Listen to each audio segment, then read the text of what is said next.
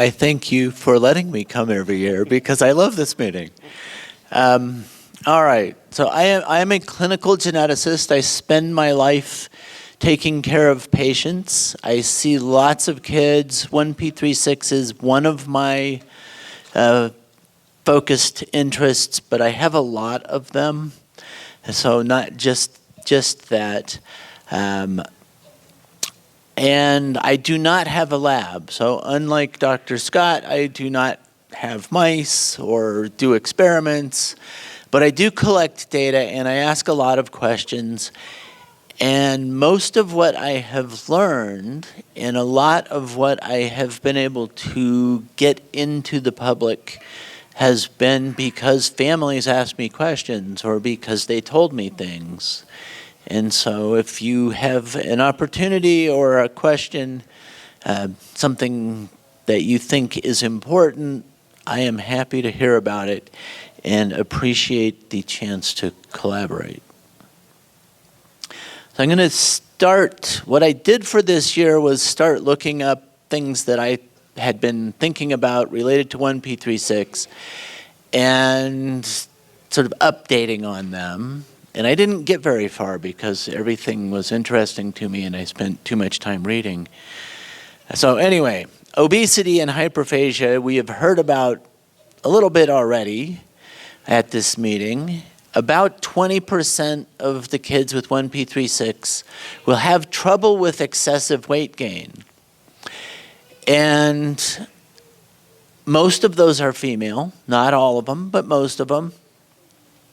They may have decreased caloric expenditure, but we don't really know that for sure. A lot of the kids have greatly increased food-seeking behavior and appetite. So that's, in big medical terms, hyperphagia. And the combination of decreased caloric expenditure and increased hunger is a bad combination. And that contributes, this is important, not because we think people look bad, because they're heavy, but because it increases risk for falls. It increases difficulty with mobility, and a lot of the people with 1p36 already have limited mobility. It increases risk for respiratory insufficiency. It increases risk for diabetes. It increases risk for complications of diabetes, for hypertension, and other medical complications. So the question is, do we need to pay attention to it? And I think the answer is clearly, yes, we do. So what do we know about obesity? So this one has been mentioned already today and for the last couple of years. SPEN is a gene, and if you are missing that gene, haploinsufficiency means one copy is not working. So if it's deleted, it's clearly not working because it's not present. And what we know about this is where it's located. Loss of SPEN is associated with intellectual disability, seizures, typical facial features, and with increased risk for obesity, and specifically increased risk in females. And we think that one of the roles that this gene has is that it helps to set and maintain the epigenetic signature. So our genes, the DNA is just a string of letters. And it, if you know how to read it, gives you a lot of information about what your body needs to stay alive and stay healthy. But the genes are not just that string of naked DNA. They have other chemicals attached to them. Those other chemicals don't change the order of the DNA, but they turn the gene on and off. And they tell it which cells it should be expressed in and things like that. So that is important for controlling the function of the gene. If that epigenetic signature is abnormal, then you're going to potentially see problems. So we looked at that in SPEN, and what you can see, I don't know if you can see this. If you look, the thing where that says males above it, that is the control group, both of the control groups, and the mutations or loss of function in the SPEN gene. And the boys, it looks the same. But you look a little bit to the right of that, the females, you see the two control groups are overlapping and the females are up higher. And that means that there's a difference, that group is, that the gene is functioning differently in that. And then that's the X chromosome epigenetic signature. And then the methylation pathogenicity table on the labeled C is a similar thing. And what it just shows is that clearly females who are missing this gene have abnormal control of the functions of this gene that it's supposed to cover. And that leads to, we know obesity, it also contributes to seizure risk and to developmental disability. It may have other functions as well. A newer gene that I just learned about is GNB1, and it is one that if you're missing it, it is associated with obesity and hyperphagia, so similar. Also intellectual disability, also seizures. So there's a lot of overlap between these two. This one has been studied a little bit, and if you have 75%, if you're missing this gene as the only problem that you have, there's a 75% chance that you will have problems with obesity.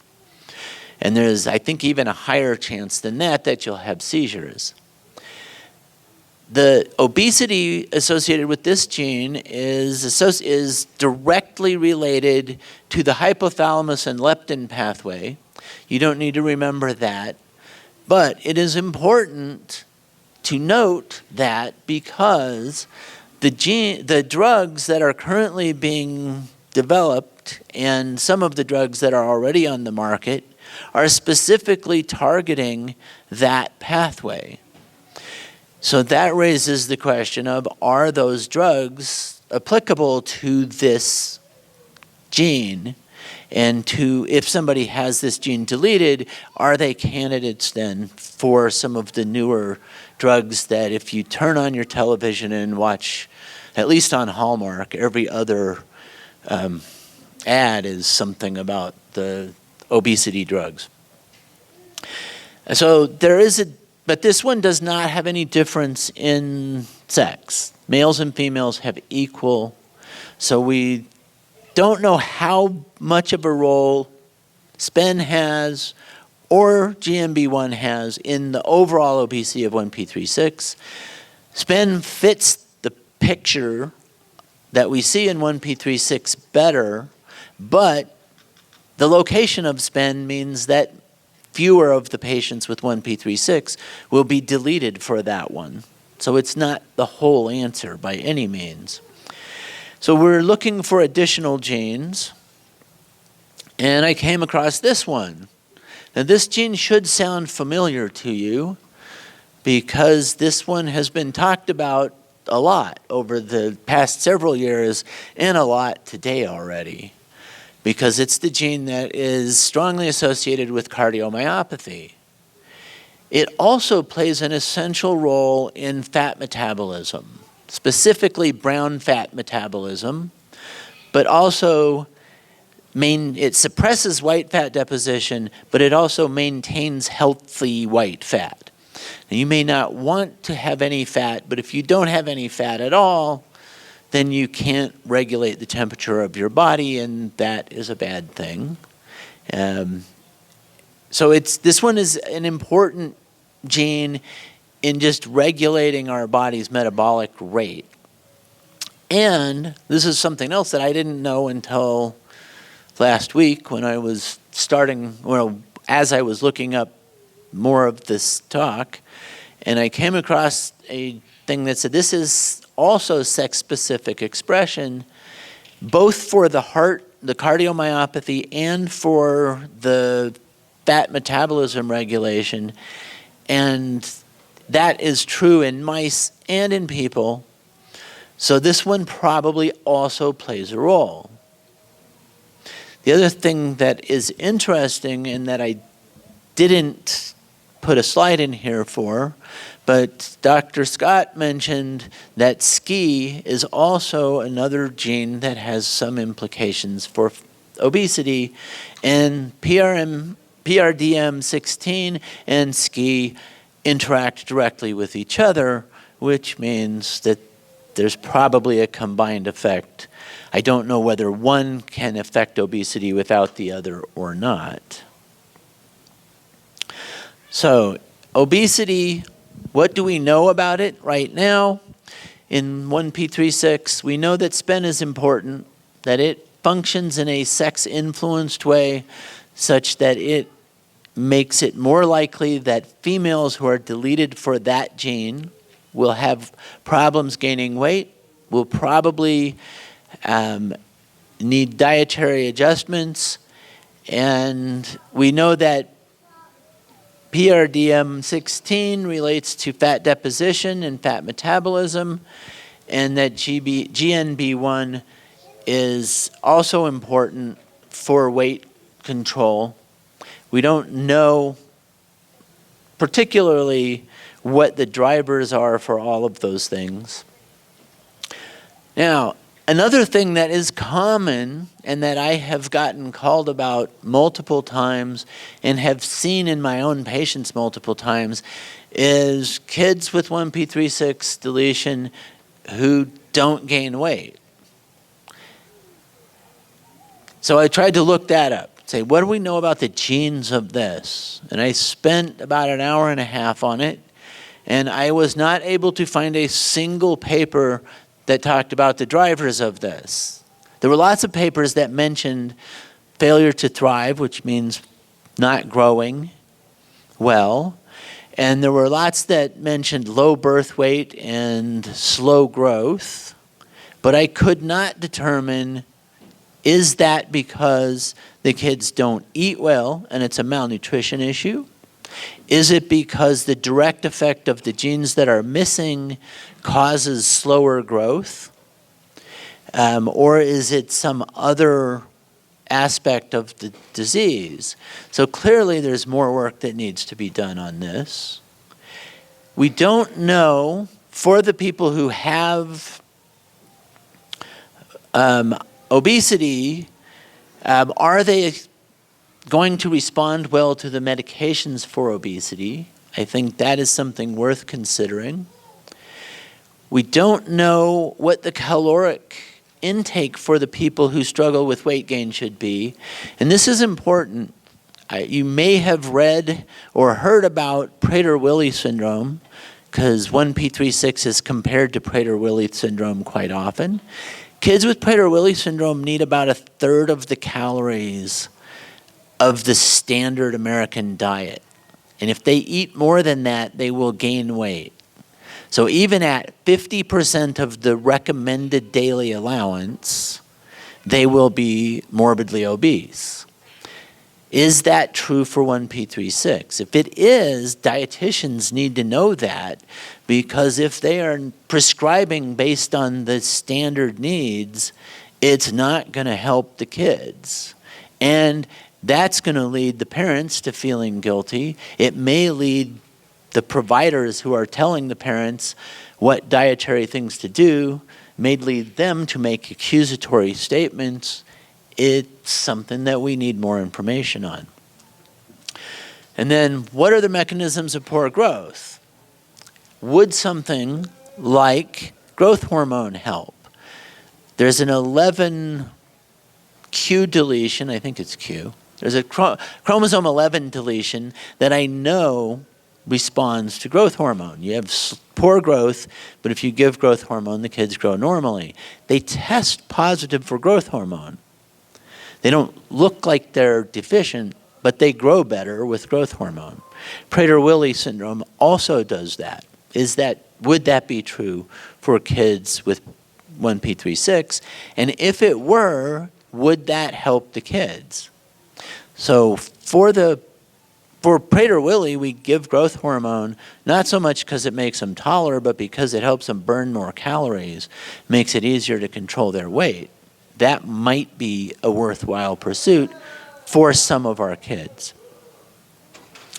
And then what are the caloric targets for the kids who aren't growing well? I have had kids that we had on up to 130% of the recommended standard diet for a newborn, and we know they were getting it because we put in a G-tube and pushed it in. They still didn't gain weight. Again, we want to know that. Is that something we should pay attention to? Because the families, in one case that I was involved with, and they were considering calling Child Protective Services for neglect issues. The family wasn't neglecting that child. The child was being very well taken care of. The family was very worried. The child wasn't growing. That's a medical issue, not a problem with parenting. Okay. Seizures is another one. This is a big one. So 7% of pediatric seizures are due to chromosomal abnormalities. CNV is copy number variant, because that's the way it was listed in the article that I found that in. 28% of CNV-related pediatric epilepsy is infantile spasms. Now, 1p36, 50 to 75% of kids will have seizures before age 3. And infantile spasms are seen in about 1 in 2,000 to 1 in 2,500 kids. 16% of infantile spasms are related to 1p36 deletion.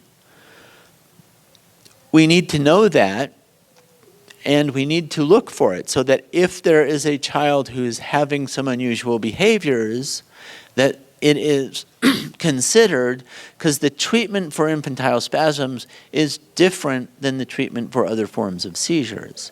You use steroids and other medications for infantile spasms that you would not use for other forms of seizures. So it would change the management. Now, what do we know about what causes? This is a partial list, and it doesn't include the new one that Dr. Scott talked about today, so there are clearly more than this. But this is a list of genes that have been previously published and suggested as contributing to seizure risk. Now, some of these are not great candidates for seizure risk. Some of them we know, GBN1 or GNB1 is one of the ones that is very well described as being causative of seizures, but all of these are expressed in the brain. All of them have important functions in neurologic maintenance and in development of the brain. Some of them are associated with brain malformations, some of them with maintaining the proper chemistry in the brain. We need more details on this because that will help us to be able to pick the right medications. Not that I would write for those because I'm not a neurologist, but we can communicate with the neurologists. And I find that if I can tell them specific pathways, then the neurologist can take it from there. But if I just tell them a gene name, they don't usually know what to do with that. Or if I say a chromosomal deletion, they may or may not know what to do with that. So what do we know about seizures? Many of the seizures in 1p36 are easily controlled with a single medication. I think that's about half of the kids. Some are more complex. Some are very difficult to control. The ones associated with polymicrogyria are more likely to be difficult to control. They're more likely to be focal, and they may be candidates for surgical intervention as opposed to medical intervention in some cases. Some of the seizures have a single starting point. Some kids have seizures that seem to have multiple starting points, and that also has implications for the management options that might be appropriate for the child. So do we need to know this? Yes. Some other things about seizures. Seizures are not an emergency. So if your child has never had a seizure and then they have something and you think it might be a seizure, you do not need to rush to the emergency room. You need to watch your child, make sure that they're breathing okay, that they're in a safe position, and when the seizure stops, you need to call your neurologist if it's an atypical seizure and you have a neurologist. If it's a first seizure, you need to call your primary care physician and let them know that you think your child had a seizure, and then they can help you get plugged in for the follow-up management. So new seizures, again, you don't need to rush. Many children will need medications to prevent seizures. Some kids who have seizures have them rarely enough that they don't need medications, and that's okay too. So we know more than half of the kids with 1p36 will have seizures. We know that some of the genes, and we know what some of the genes are that contribute to that risk, but we need to know what all of the 351 genes do so that we can start figuring out how to manage this, or at least the top 60 that we know are dosage sensitive, or we think are dosage sensitive. Okay, cardiomyopathy is another one that I think is interesting. I'm not going to go into this in any detail because you've heard about that today. But I do find it interesting that if the gene that is the primary driver of cardiomyopathy in 1p36 is deleted, only 34% of those kids have cardiomyopathy. It's a little bit higher in females, but only a little bit, and substantially lower in males. And that's because that gene is regulated in a way that is sex-specific. We don't know the details of how that regulation takes place. I think that could be important because it may help us in approaching ways of managing the cardiomyopathy. Okay. So of the genes that we know, the PRDM16 is the one that's the biggest factor. The other ones listed on here are published as being potentially associated with cardiomyopathy, but they're probably not great candidates. On the other hand, there are also publications that have documented cardiomyopathy without PRDM16 being deleted. That's 7.7% in one paper of the patients with cardiomyopathy and 1p36 deletion. So we need to know more about that. We need to know who to screen, and we do know that the PRDM16 deletions need to be screened every few years to see if there's progression of the cardiomyopathy or if it's developing. We know that cardiomyopathy can progress with time, but in many patients it will be stable. We do not know if the cases that are not deleted for the primary gene are related to structural malformations or if you can get a primary cardiomyopathy. And we don't know if you do have a cardiomyopathy that's not related to PRDM16, is there a risk for that to progress? That's just not, at least I couldn't find it. So, lots of questions we don't know. Another one is hearing loss. We haven't talked about this one very much that I can remember. 40% of the kids will have some hearing problems. Some of those, it will be conductive hearing loss. PE tubes may be helpful for that in some cases. Some of them will be sensory neural. PE tubes don't help for that. It complicates speech problems, and the kids have plenty of speech problems without hearing loss. Significant safety issue when you can't hear. So what are the genes that we know about? I hope you are starting to notice that the same genes keep popping up on here. So it's not one gene and that gene causes. So PRDM16 does cause cardiomyopathy if it's deleted, but that is not the only thing that gene is important for.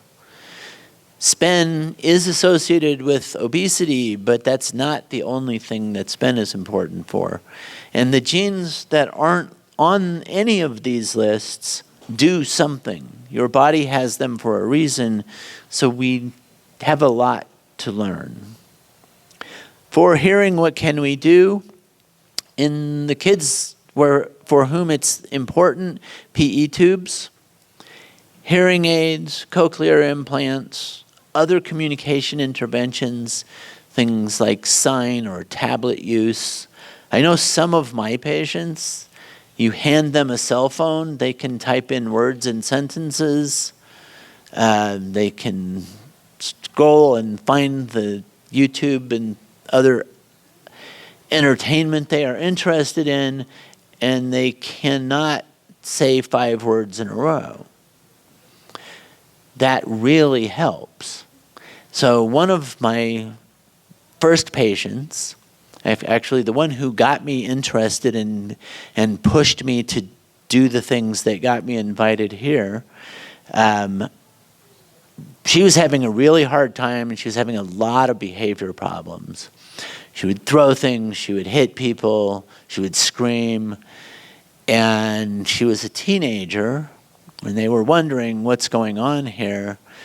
And she picked up her dad's phone and started typing some stuff in and sent somebody a text that was a whole sentence, and they went, "What?" And then they got her plugged in with a speech therapist who basically said, "You just need to get her a tablet and a cell phone." And then they taught her, and she doesn't spell well, she doesn't use proper grammar, but she gets the point across. And she is now able to go out on short outings to the local ice cream shop or the local grocery store and get things, and if she gets lost or gets confused, she has her cell phone and she can text and ask for help. And it has really improved her life. So we do need to pay attention to these things. We need to look for the things that we think might be important. We have lots of other questions. The registry, I think, is a great idea. I was sitting over there and wrote down, I think, 6 or 7 questions I already want to ask the registry, but we need the full data sets to be in there to be able to do that. Some of the things that I think would be worth doing are going back and some of the things that are already published, seeing how they have changed, because we now know a lot more about this condition.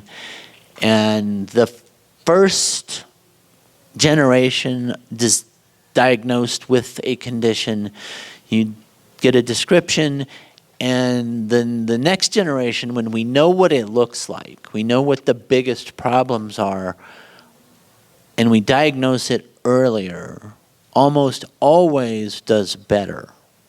So we need to reset that baseline, because what we have now is the kids that were the easiest to recognize in the first generation, those descriptions. That's not where we should expect the natural history to be now.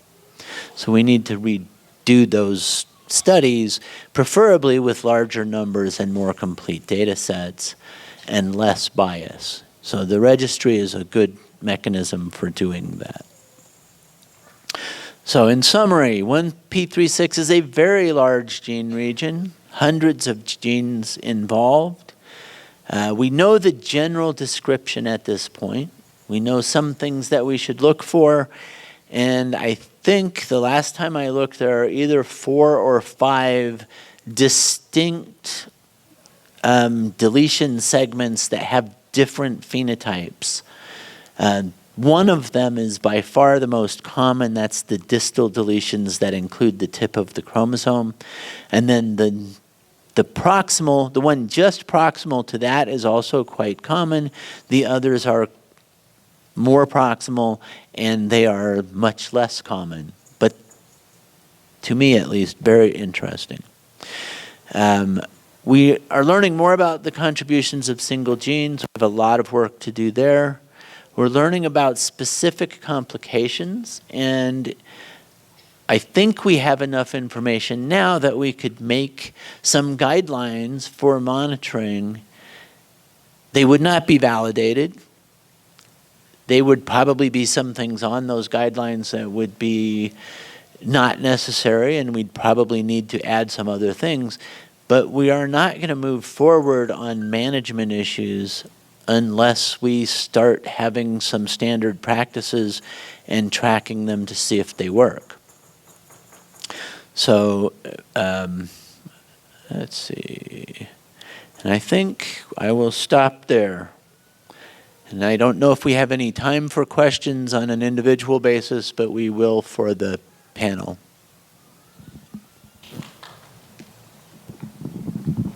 So my daughter is missing the PRDM16 gene, and you said in here that it also could play a role in thermoregulation with the fat and Yes. stuff. And so, like, in the last couple of years, she started with Raynaud's syndrome, and she gets really affected by the heat. Could that be the reason why she just reacts to the cold and the heat? So in theory, yes. I mean, it could, because that gene is an important one in regulating body metabolism and heat generation. Brown and white fat play different roles for maintaining that and sort of maintaining the health and the balance of those. But it hasn't been studied well enough to say, oh, yes, that is. It's just something that it looks like it could be playing a role, and if somebody is heat and cold sensitive, that could be part of the reason. Okay.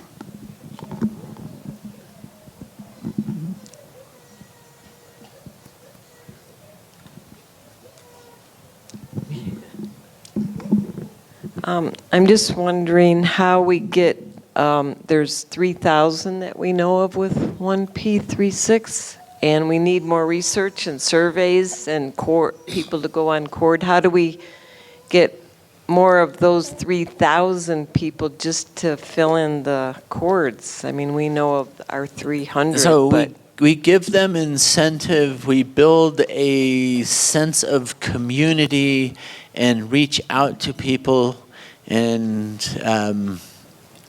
we let them know that it matters. And one of the best ways to let people know that this stuff matters is to get it into the mainstream medical literature. That means we need to come up with a way of getting more published. Right now, we're still on the level of publishing primarily basic science breakthroughs and occasional case reports. Longitudinal natural history studies are much harder to do, but the cord registry is a good way to do that.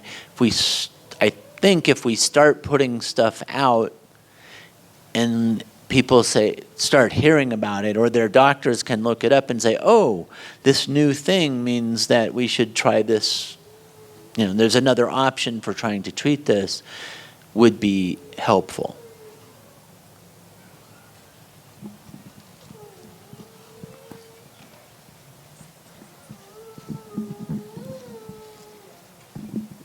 With the seizures, talking about specific genes, I know with a lot of our kiddos, like we can have seizures can change over time, so they can present differently. With our daughter, they stopped when she was really young, but we've told we have to monitor. Those could come back when she's an adult or as she gets older. Is there anything with the genes that kind of predicts any of that or is connected to any specific genes? Not that we know of at this point. So one of the reasons that I put that long but still incomplete list of genes that are associated with seizures was to make the point that most of the kids are going to be deleted for more than one of those genes. So this isn't as simple as a single gene epilepsy. If you had a single gene epilepsy, you still see some variability, but you could say if you have this and you have seizures, it typically stops. There are several genes where we can say this gene is the cause. The seizures usually stop at age 3, and then you probably won't have any more. There are others where you can say, well, you might not have seizures now, but you're at high risk as you approach adolescence.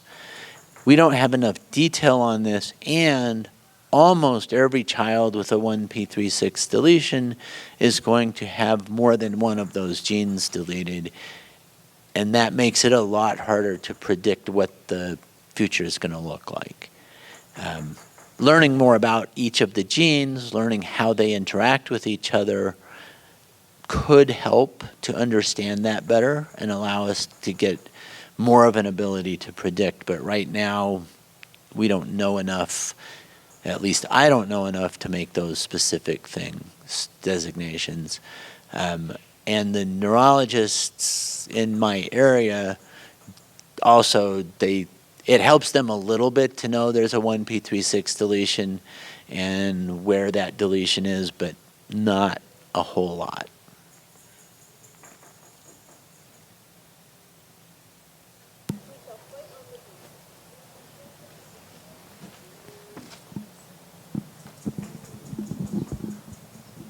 Is there anything on the genes relating to low iron levels? Because Livy struggled her whole life to keep her stores high, but her general iron level is fine.